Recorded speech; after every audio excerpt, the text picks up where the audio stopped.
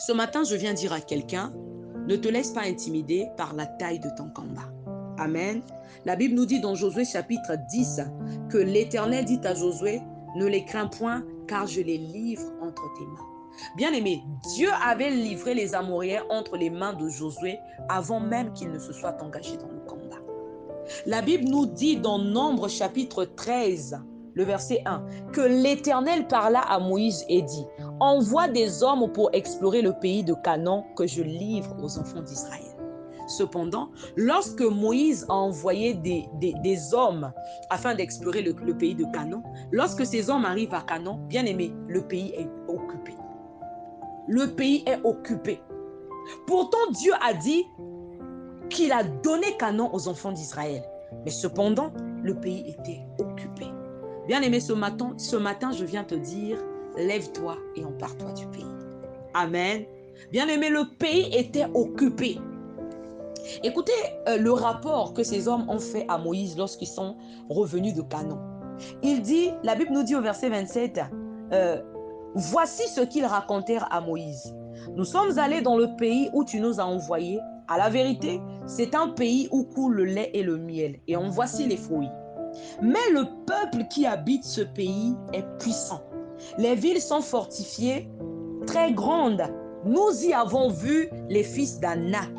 Bien-aimé, lorsque la Bible te parle des villes fortifiées, les villes fortifiées dont parlent les espions, ce sont des villes entourées de grandes murailles, pouvant faire 6 mètres de largeur et 8 mètres de hauteur. Et lorsque ces hommes parlent des fils d'Anak, les fils d'Anak, c'était des géants. C'était des hommes qui pouvaient faire 2 à 3 mètres. Amen. Un peu comme ce Philistin, Goliath. Ils ont vu là-bas les fils d'Anak. Ils ont vu là-bas les villes fortifiées, c'est-à-dire des grandes villes entourées des murailles. Et ce qu'ils ont vu les a intimidés à tel point que ces hommes, ils se sont laissés effrayer. Ils ont refusé ensuite de monter afin de posséder le pays. Bien-aimé, ce matin, je viens t'annoncer, ne te laisse pas intimider par ce que tu vois. Ne te laisse pas intimider. Dieu est le maître des temps et des circonstances. Si ce que tu vois est le contraire de ce que Dieu t'a montré, ce que Dieu t'a déjà donné là, que tu avais vu dans ton sommeil, si ce que tu vois, dans ta vie de tous les jours, si ce que tu vois, la réalité que tu vois ne ressemble pas à ce que Dieu t'a montré dans ton sommeil, ça veut dire que ce que tu vois, c'est pas ça la vérité. La vérité, c'est ce que tu as vu dans ton sommeil. Lève-toi, monte et empare-toi du pays. Dieu les avait déjà donné Canaan. Cependant, Canaan était occupé. Amen. Les villes de Canaan étaient fortifiées. Ces villes-là étaient entourées de grandes murailles. Et il y avait là-bas les fils d'Anak, des géants bien-aimés dans le Seigneur. Ils se sont laissés intimider. Et j'aime énormément la réaction de Caleb. La Bible nous dit, Caleb fit taire le peuple qui murmurait contre Moïse. Il dit, montons et emparons-nous du pays. Ce que Dieu t'a déjà donné, bien-aimé, ce que tu vois déjà dans ton sommeil, tu l'as déjà. Tu l'as déjà. Qui peut t'empêcher de posséder ce que Dieu t'a déjà donné, si ce n'est toi-même? Par ton ignorance.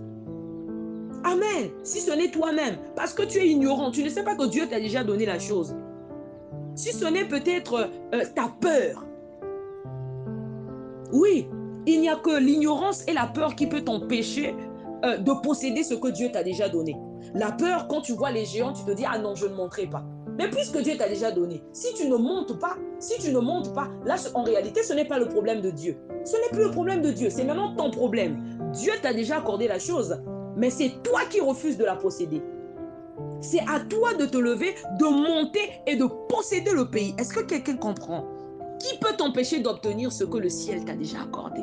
Si ce n'est la peur ou l'ignorance. La peur te fera dire que tu n'arriveras pas. Et à cause de cela, au lieu de monter, tu vas t'asseoir et attendre. Alors que Dieu t'appelle à monter. Dieu t'appelle à changer de dimension. Il y a des choses pour les voir, tu dois monter. C'est la raison pour laquelle vous verrez que dans le livre de Apocalypse. Dieu dit à Jean, monte. Et il monte, plus il monte, il voit de grandes choses. Et Dieu lui dit, monte encore. Il y a des choses qui nécessitent que tu montes pour les voir. Il y a des choses qui nécessitent que tu montes pour accéder à ces choses-là. Amen. Qu'est-ce que tu attends? Monte et empare-toi du pays. Au lieu de monter, toi, tu te laisses intimider par ce que tu vois. Alors que Dieu, la Bible te dit que ton Dieu est le maître des temps et des circonstances. Qu'est-ce que tu attends pour monter? Si vous étiez en face de moi, j'allais vous dire que dis à ton voisin, qu'est-ce que tu attends pour monter? Bien-aimé, monte ce matin et empare-toi du pays. Je n'avais même pas prévu de parler à ce sujet-là. Je voulais parler du nom de Jésus. Mais après, j'ai senti des paroles monter et je me suis dit, c'est sûr que, assurément, Dieu veut parler à quelqu'un. Monte et empare-toi du pays. Il y a longtemps que tu attends cet enfant, alors que tu as vu dans ton rêve, Dieu t'a donné cet enfant. Il y a longtemps que tu attends ce mariage, alors que dans ton rêve, Dieu t'a déjà donné la chose. Monte et empare-toi du pays. C'est à toi de monter. Monte encore. Plus tu montes, plus tu accèdes à des grandes choses. Dieu dit à Jean, monte. Plus il monte dans les hauteurs, plus il voit des grandes choses. Plus il accède à des grandes choses. Il y a quelqu'un qui doit monter afin de posséder ce que Dieu l'a déjà accordé. Afin de posséder le pays que Dieu l'a déjà donné. Amen. Si les enfants d'Israël s'étaient laissés intimider par ce qu'ils avaient vu à Canaan, ils n'auraient pas possédé le pays. Ils n'auraient pas possédé le pays bien-aimé dans le Seigneur. Ils n'allaient pas monter, ils allaient attendre, alors que Dieu les avait déjà accordé cela. Amen. Dieu t'a déjà accordé cela parce que tu rêves, dans ton rêve, tu vois, tu es déjà dans ce mariage. Dans ton rêve, Dieu t'a déjà accordé le mariage. Dans ton rêve, Dieu t'a déjà donné cet enfant. Dans ton rêve, Dieu t'a déjà donné cet argent que tu attends, ce poste, cette guérison. C'est à toi de monter. Il y a quelqu'un qui doit monter, bien-aimé. Lève-toi, mets-toi dans la prière, jeûne, monte encore. Tu vas peut-être dire que, mais je suis déjà monté. Non, il faut que tu montes encore. Jean pouvait dire que, mais je suis déjà monté, mais Dieu lui dit, monte encore. Parce que les choses que tu veux voir, ces choses-là que toi, tu désires voir, nécessitent que, ces choses-là que toi, tu veux accéder, nécessitent que tu montes encore. Tu dois monter, bien-aimé dans le Seigneur. Tu dois monter afin d'accéder à ces choses. À chaque situation, sa dimension. Tu dois monter, bien-aimé dans le Seigneur. Quelqu'un me dira peut-être que je suis déjà monté. Et moi, je vais te dire que plus tu montes, plus tu accèdes à des grandes choses. La chose que tu recherches nécessite que tu montes encore. Pour accéder à cette chose, tu dois monter. Amen. Tu dois monter encore. Monte encore, bien-aimé dans le Seigneur. Monte encore.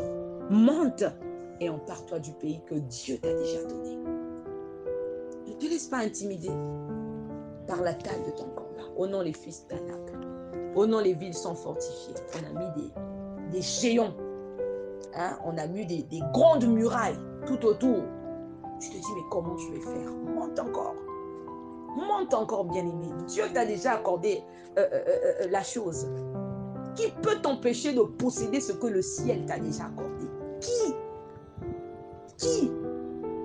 C'est dur quand tu veux posséder ce que le ciel ne t'a pas accordé. Tu ne l'auras pas. Parce que la Bible nous dit qu'un homme ne peut recevoir que ce qui lui a été donné du ciel. Mais ce qui t'a déjà été donné, bien aimé, ce n'est que la peur et l'ignorance.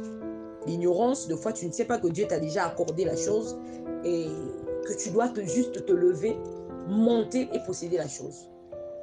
Et la peur, c'est quand tu vois les géants, tu vois les fils d'Anak, tu vois les villes fortifiées, tu vois les grandes murailles autour des villes. Je te dis, ah non, en tout cas, je n'arriverai pas. Je n'arriverai pas. Il y a quelqu'un qui tourne en rond juste parce que tu te laisses intimider par ce que tu vois, par la taille de ton combat. Tu te dis que je n'arriverai pas. À ce stade-là, quand tu atteins ce stade-là, c'est fini. Non. Dieu t'a déjà accordé cette guérison. Dieu t'a accordé la guérison, bien-aimé.